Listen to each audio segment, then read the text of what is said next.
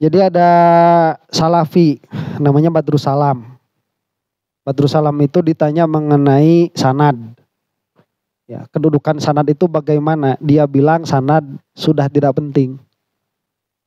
Sanad itu nggak penting. Banyak orang katanya dia begini, banyak orang punya sanad, ya keilmuannya masih salah. Jadi dia itu menimbang begini, orang punya sanad, kemudian dia menyampaikan ilmu, karena ilmunya ini tidak sesuai dengan ilmu yang dia pahami, maka orang ini jadi salah. Karena itulah sanad sudah nggak penting. Nah begini ya, ini memang menunjukkan Salafi Wahabi itu nggak punya sanad. Mereka itu nggak punya sanad. Kalau ditanya ulamanya sekarang siapa? Alimnya itu Syekh Soleh Fauzan bin Fauzan. Itu yang ulamanya sekarang. Sebelumnya siapa? Mereka masih bisa jawab. Albani, bin Baz, Utsaimin, bisa jawab. Sebelumnya siapa? Bisa jawab.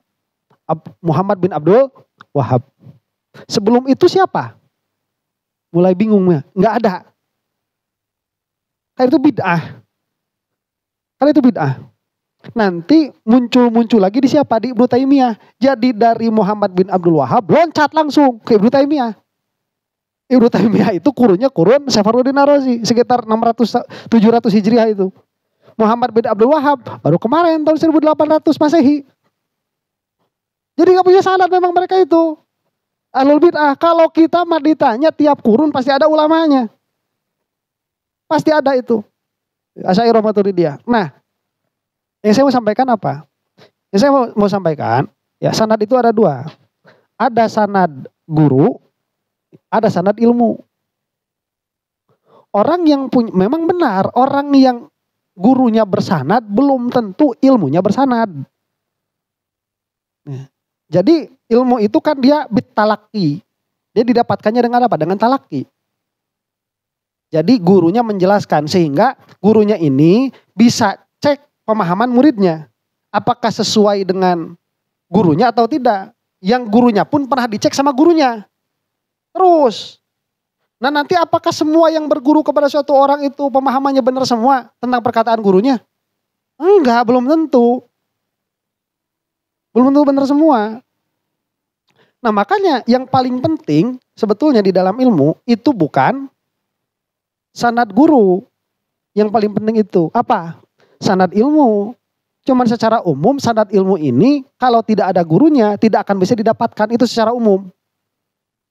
Ya kalau nggak ada gurunya mau dapat ilmu dari mana? Nah,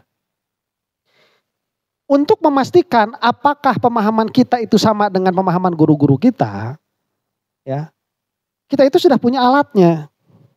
Alatnya itu apa? Yaitu mantik, nahwu, sorof.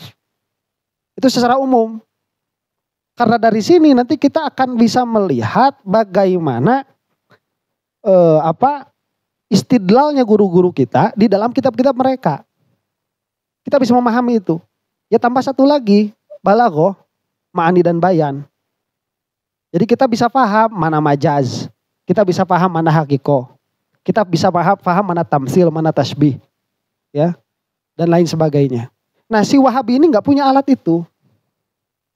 Makanya kalau misalkan kita mau tahu ya si Wahabi ini bersanad atau tidak, coba tanyakan saja Bismillahirrahmanirrahim, ini baknya muta'alaq mana, itu aja dulu.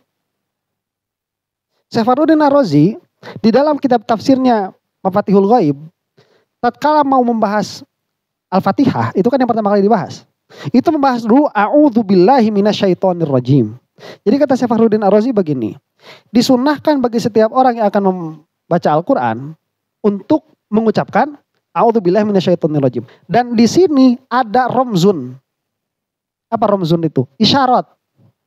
Ya, ada isyarat, ada simbol, ada simbolisme. Simbol apa? Yang pertama kali dibaca sebelum memahami Al-Quran itu a'udzubillah.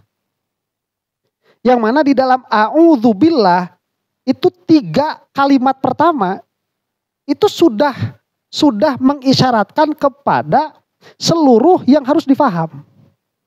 A'udzu ini fiil, ba ini huruf, Allah ini isim.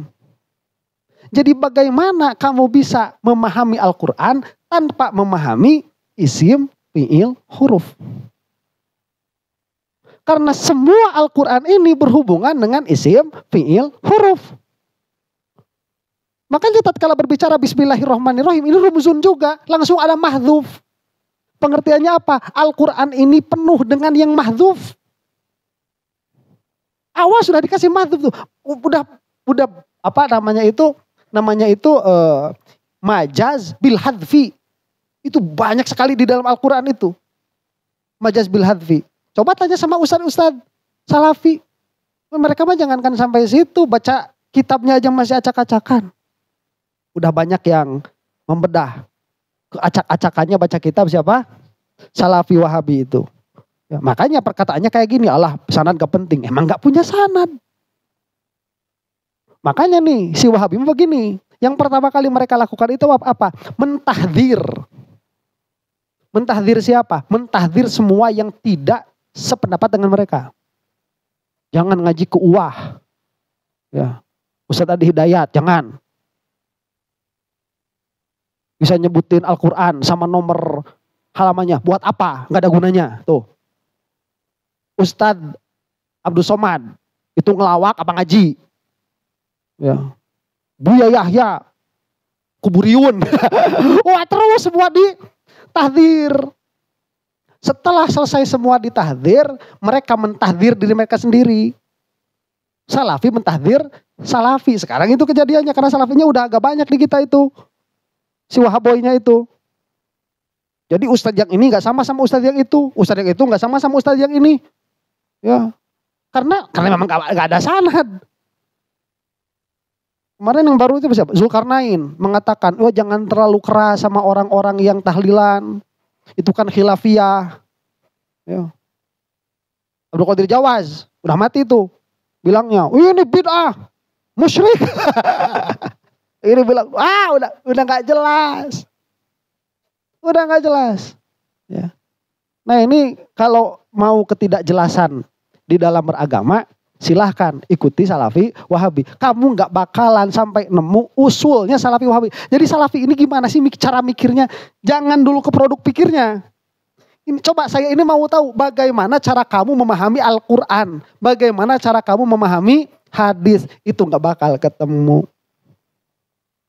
Wah kita mas Syafi'iyah itu, ya ada umum, ada khusus. Yang umum di sini ditaksis dengan yang itu, ya ada nasih, ada mansuh, ada kias untuk memahami. Kita penuh dengan alat begitu, ya. Jadi semoga kita dijauhkan dari fitnah akhir zaman, wahaboy dan wahagirl.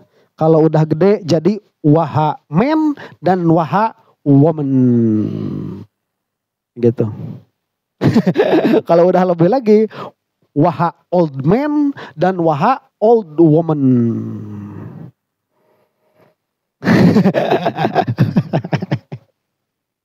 Maksa. Ya sudahlah, ini mudah-mudahan orang sadar dan diampunkan ke Allah Subhanahu wa taala.